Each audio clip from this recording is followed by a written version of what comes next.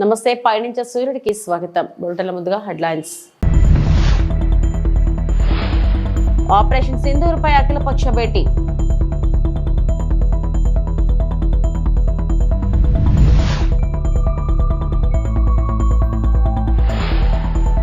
శంషాబాద్ విమానాశ్రయంలో భద్రత కట్టుదిట్టం.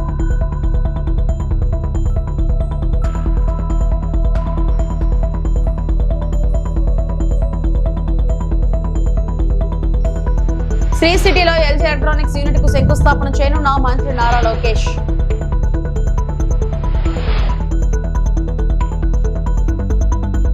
పెహల్గాం ఉగ్రదాడికి ఆపరేషన్ సింధూర్ పేరిట భారత్ గట్టిగా బదిలిచ్చిన సంగతి తెలిసిందే. మన భద్రతా బలగాలు మంగళవారం అర్ధరాత్రి దాటాక అత్యంత ఖచ్చితత్వంతో ఉగ్ర స్థావరాలపై దాడి చేయడంతో దేశమంతా హర్షం వ్యక్తమవుతుంది. ఈ నేపథ్యంలో ఆపరేషన్ గురించి వివరించేందుకు ప్రభుత్వం తాజాగా అఖిలపక్ష సమావేశం నిర్వహించింది.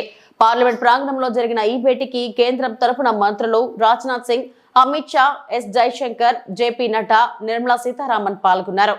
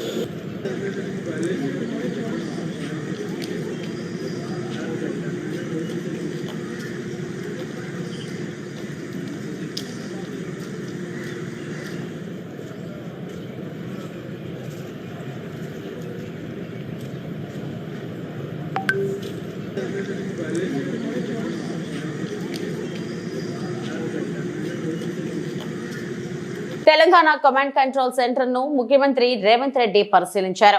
నగరంలో నిరంతరం నిఘా కొనసాగించడంలో కమాండ్ కంట్రోల్ సెంటర్ నుంచి సాగుతున్న పర్యవేక్షణ తీరును అడిగి తెలుసుకున్నారు. ఈ సందర్భంగా పోలీసు అధికారులను పలు సూచనలు చేశారు. రాజధానిలోని 3 కమిషనరేట్ల పరిధిలో సీసీ కెమెరాలను కమాండ్ కంట్రోల్ రూమ్ కు అనుసంధానం చేయడంతో పాటు నిరంతర పర్యవేక్షణ ఉండాలని చెప్పారు.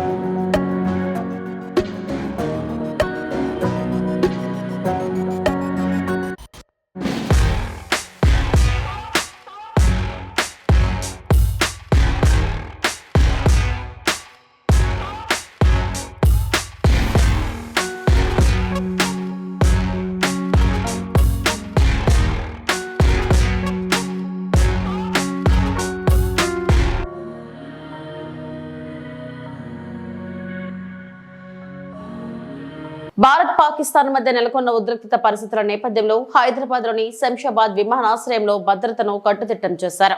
మరోవైపు మిస్ వరల్డ్ పోటీల కోసం వివిధ దేశాల నుంచి సుందరీమణులు హైదరాబాద్ చేరుకుంటున్నారు. దీంతో భద్రతా సిబ్బంది మరింత అప్రమత్తమయ్యారు. క్లూజ్ టీం, డాగ్ స్క్వాడ్ బృందాలతో విమానాశ్రయంలో అణువణువు తనిఖీ చేస్తున్నారు.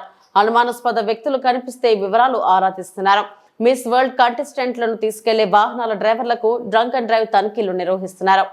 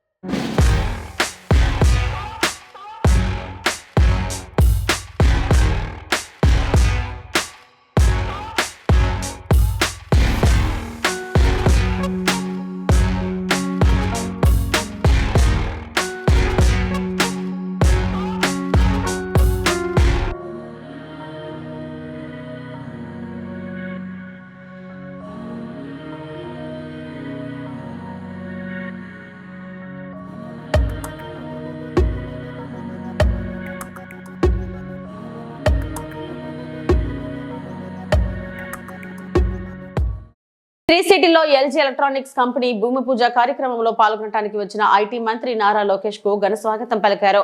ఎల్జీ ఎలక్ట్రానిక్స్ కంపెనీ 5,001 కోట్ల పెట్టుబడితో 2,000 ఉద్యోగాలు కల్పించనుంది. మా కూటమి ప్రభుత్వం వచ్చిన తర్వాత వచ్చిన మొదటి విదేశీ పెట్టుబడి ఎల్జీ ఎలక్ట్రానిక్స్. ఆంధ్రప్రదేశ్ రాష్ట్రం ఎల్జీ కంపెనీకి సాదర స్వాగతం పలుకుతుంది. I extend a very warm welcome to the leadership of LG Electronics, India and global, and its vendor companies to our state. Today marks more than just the beginning of a construction project. It is a defining milestone in the journey of industrial growth and technological advancement for our state and for our nation. Where innovation meets investment, the future is taking shape. With an investment exceeding 5,000 crores, LG Electronics is not only bringing a world-class manufacturing unit to Andhra Pradesh, but is also reaffirming global confidence in our state as a premier investment destination. We are really excited to deliver a product made in Andhra Pradesh, made for the world. This project is one of the first major foreign direct investment under the new government. The people of Andhra Pradesh gave us a resounding mandate. It's a history that we created in the last election. 94% of the seats that we contested, we won, and the clear mandate was about creating jobs, and we believe that this investment is in the step in that direction. This also reflects our leader Mr. Naidu's commitment to speed of doing business, robust infrastructure, a future focused vision of Andhra Pradesh. We promised ease of doing business, and today we are delivering speed of doing business. The LG factory will produce advanced home appliances, refrigerators, air conditioners and washing machines, integrating the latest in smart and energy efficient technology. A smart factory, a smarter state, a smarter India.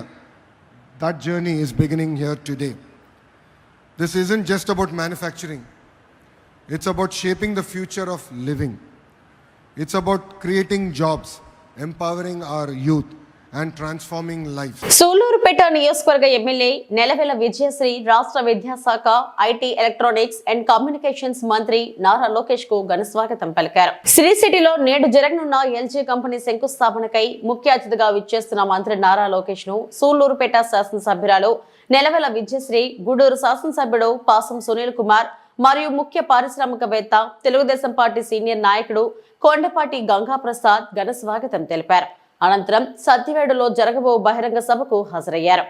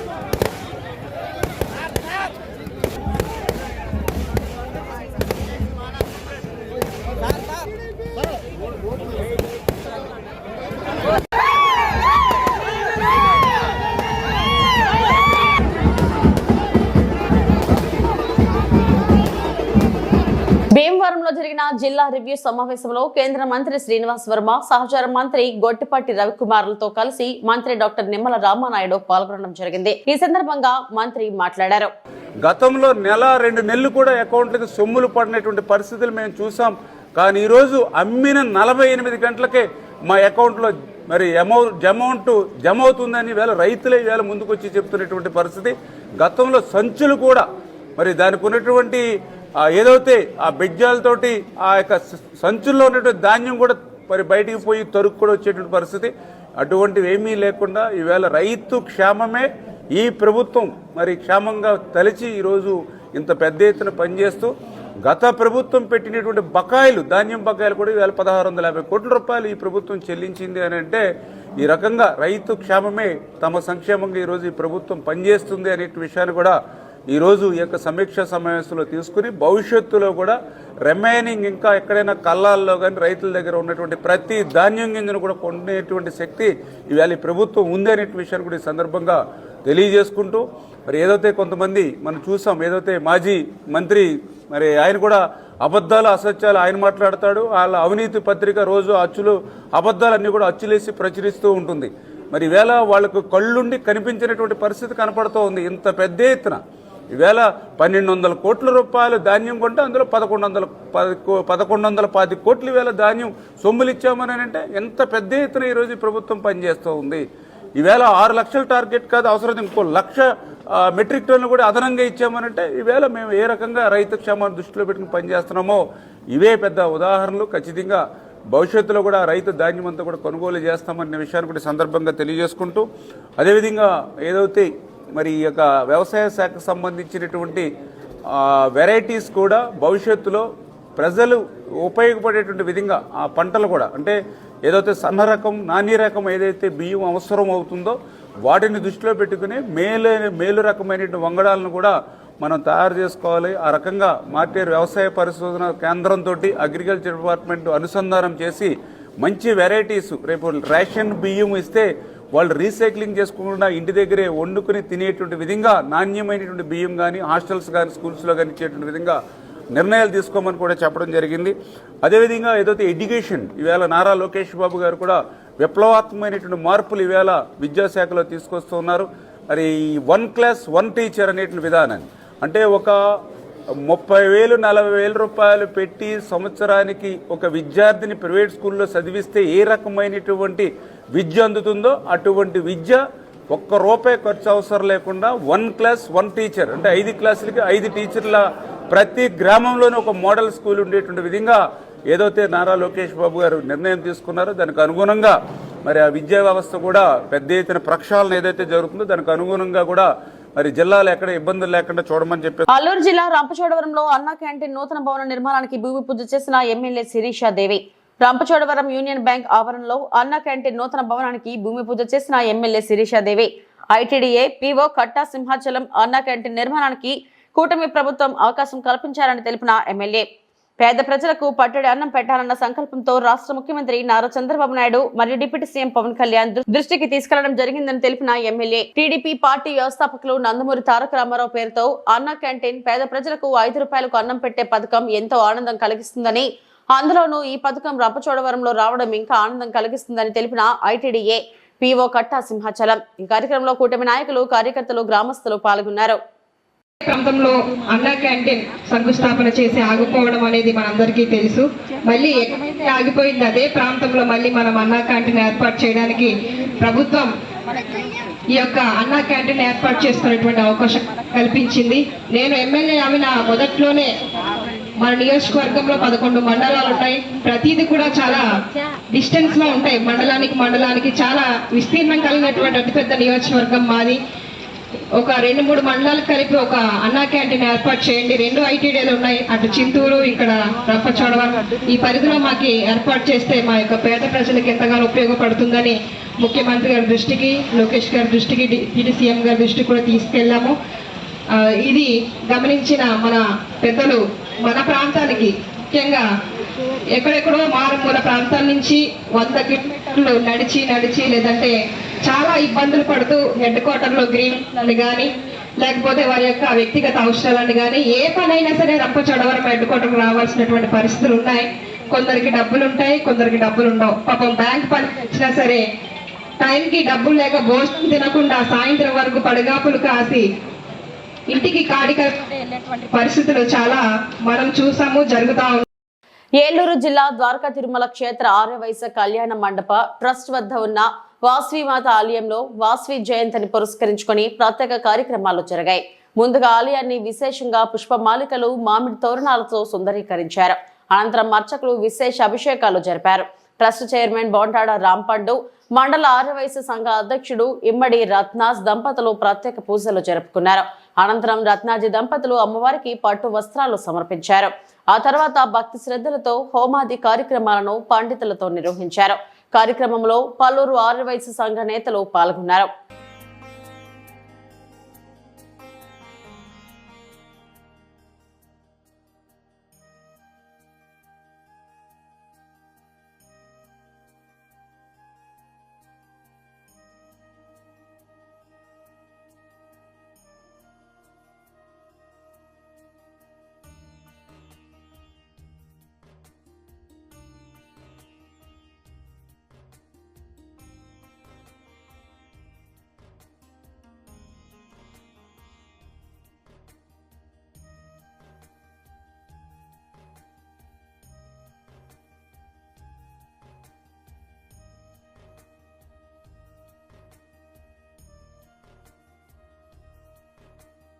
Eluru జిల్లా ఉంగుటూరు మండలం నారాయణపురంలో నూతనంగా నిర్మించిన శ్రీభూ సమేత కళ్యాణ వెంకటేశ్వర స్వామి, లక్ష్మీ నారాయణ స్వామి ఆలయాల్లో విగ్రహ ప్రతిష్ఠా మహోత్సవాల్లో పాల్గొన్న MP పుట్టా మహేష్ కుమార్.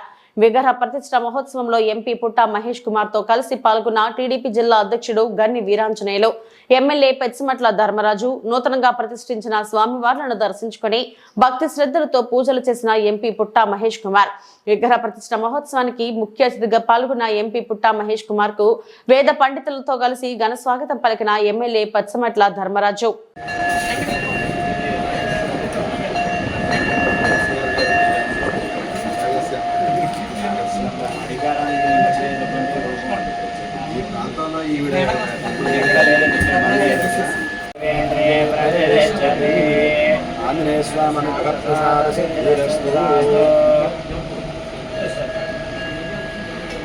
ఉడత బెదిరింపులకు నేను బెదరను. నారా చంద్రబాబు నాయుడు అనుకూల పత్రికలు, ఛానళ్లు నాపై ఎన్నో ఆరోపణలు చేసి నన్ను బద్నాం చేస్తాయని తెలిసి కూడా నేను ఈ ప్రభుత్వం చేస్తున్న తప్పిదాల మీద ఉద్యమం చేస్తూనే ఉంటాను అని భూమన కరుణాకర్ రెడ్డి, మాజీ టీటీడీ చైర్మన్ అన్నారు. నన్ను బలహీనపరచాలని, నా మీద బలప్రయోగం చేయాలని, నా మీద అవినీతి ఆరోపణలు వేసి నన్ను పలుచన చేసి వైఎస్ఆర్ కాంగ్రెస్ పార్టీలో నన్ను యాక్టివ్గా ఉండకుండా చేయాలన్నటువంటి కుట్రలో భాగంగానే ఈ రోజున ఆ 2 పత్రికలు పతాక శీర్షికలో నా గురించి రాయటం జరిగింది. ఇలాంటి ఉడత బెదిరింపులకు బెదిరేవాణ్ణి నేను కాదు.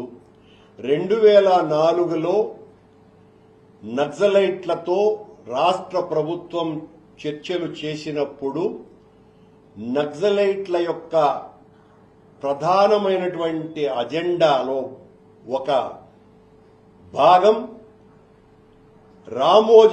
రామోజీ ఫిల్మ్ సిటీలో ఆ వేలాది ఎకరాలలో పదుల సంఖ్యలో చెరువులు, కుంటలు, పొరంబోకు స్థలాలను ఆక్రమించినాడు. ఆ ఆక్రమణకు గురైనటువంటి స్థలాలను వెంటనే ప్రభుత్వం తీసుకోవాలా అన్నటువంటి నిర్ణయం. దాని మీద పెద్ద ఎత్తున చర్చ కూడా ఆ రోజున జరిగింది. రామోజీరావు ఏమాత్రము కూడా స్పందించినా వందలాది ఎకరాలను ఆక్రమించినటువంటి రామోజీరావు ఈ రోజున వాళ్ల కొడుకు కిరణ్ సారథ్యంలో నడుస్తున్నటువంటి ఈనాడు పత్రిక నేను ఒక పెద్ద భూ కబ్జాదారుడుగా చిత్రీకరించి నన్ను బలహీనపరచాలనంటే నేను భయపడేవాడిని కాదని, నా మీద ఏ విచారణైనా చేసుకోవచ్చును, నేను ఎక్కడా కూడా భూముల్ని ఆక్రమించలేదు, అలా పొరంబోకు భూములు ఉంటే ఆనందంగా తీసుకోవచ్చును అన్నటువంటి విషయాన్ని ప్రకటిస్తున్నా. ఇలాంటివి నా మీద భవిష్యత్తులో మరిన్ని పెరుగుతాయి. నన్ను ఒక నేరస్తుడుగా, నన్ను ఒక హంతకుడిగా, నన్ను ఒక నీచుడిగా, అవినీతిపరుడుగా అనేక ముద్రలు వేసి ఈ 4 ఏళ్లు ఖచ్చితంగా ప్రతిరోజు నా మీద పేపర్లలో రాస్తాయి అన్నటువంటి విషయం చంద్రబాబు గారిని, కూటమిని మోసేటువంటి పత్రికలు, ప్రసార మాధ్యమాలు నన్ను ఆ రకంగా బదనాం చేయటానికి ప్రయత్నం చేస్తాయన్నటువంటి విషయం తెలిసే నేను మరింతగా ఈ ప్రభుత్వం చేసేటువంటి తప్పిదాల మీద పోరాటం, ఉద్యమాలు చేస్తూనే ఉంటాను. నేను రాజకీయాలలోకి వచ్చినప్పుడే నేను చంపబడతానే తప్ప చావను అనేటువంటి నిర్ణయంతో, ఆ లక్ష్యంతో రాజకీయాలలోకి వచ్చిన కనుక ఇలాంటి వాటిల్ని చూసి భయపడిపోయేటువంటి పిరికి వాణ్ణి నేను కాదు అన్నటువంటి విషయాన్ని స్పష్టం చేస్తున్నా. ఎలాంటి నిర్ణయమైనా ఏమైనా చేసుకోండి. ఇవి ఇప్పటివరకు నా బులెటిన్ అప్డేట్స్. నమస్తే.